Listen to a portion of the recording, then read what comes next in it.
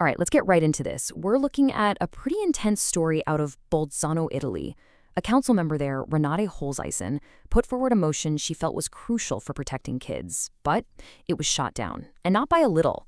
So, in a blog post, she lays out her side of the story, arguing that her colleagues weren't protecting children, they were protecting themselves. Let's unpack her account. Wow. Okay, so she doesn't pull any punches, right? This is the line she draws in the sand right at the beginning of her post. For her, this whole thing wasn't just some political squabble, it was a moral failure. And that accusation, right there, is the lens through which she wants us to see everything that happened next. Okay, here's how we're going to break this down. First, we'll look at the vote itself. Then, we'll dig into what the motion was actually trying to do, this protective shield idea. We'll walk through the evidence she presented, see exactly how it all went down, and then we'll get to her final accusation.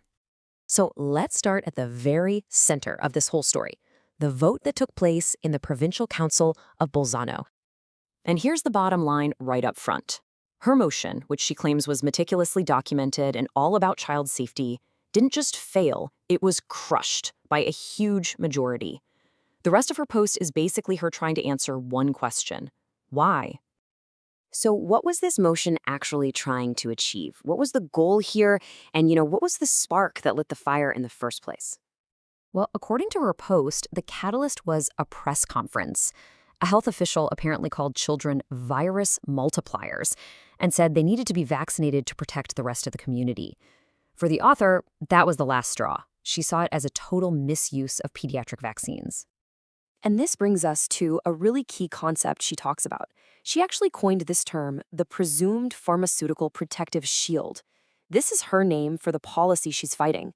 In her mind, it's completely unethical to vaccinate one group of people, especially kids, not for their own direct benefit, but for the benefit of everyone else. She calls it an abuse. So the motion had a two-pronged attack, basically. First, she wanted to make the regional government step in and tell the local health authority to change course. And second, she wanted an immediate stop to that specific public health message, the one telling parents to vaccinate their kids to protect others.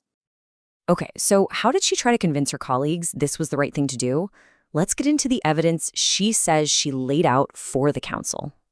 According to her post, the first part of her argument went straight to the source, the official documents for the vaccines themselves. She claimed that the big Pfizer vaccine, Comirnaty, was never even authorized to prevent transmission to others. To back that up, she says she cited a letter from the European Medicines Agency.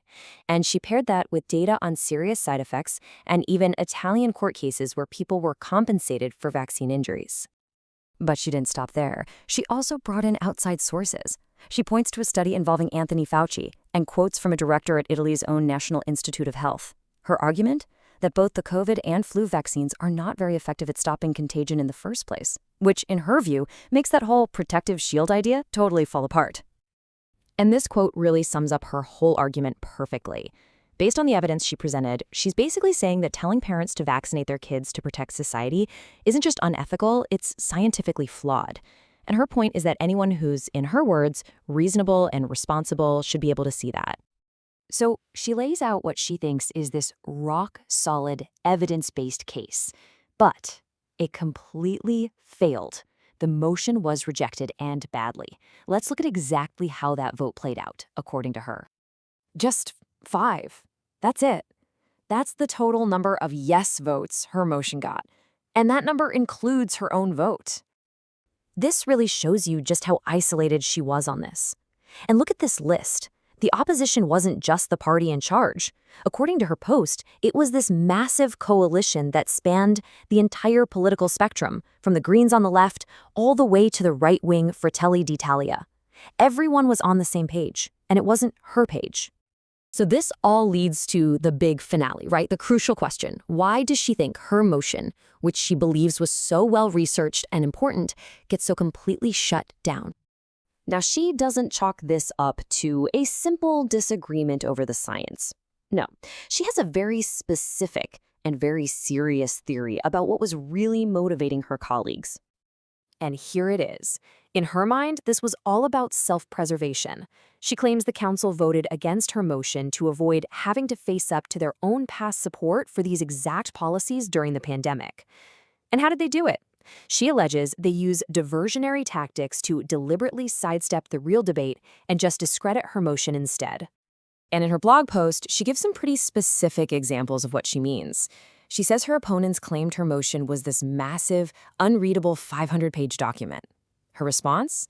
The actual motion was only 16 pages. The rest was just supporting evidence.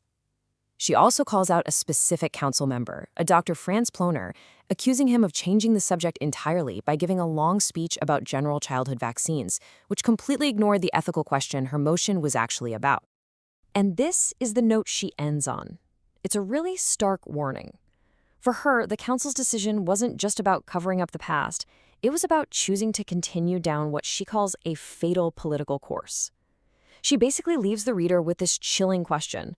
What happens next when politics, as she sees it, are put ahead of children's well-being?